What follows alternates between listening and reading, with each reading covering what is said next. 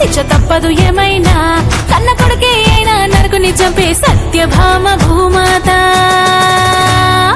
అదే అదే దీపావళి దివ్య చరితము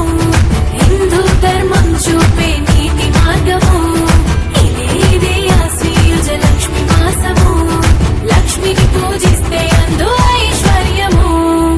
దీపం వెలిగిస్తే దీపావళి చీకటి తరిమేస్తే దీపావళి చెడుపై మంచి గల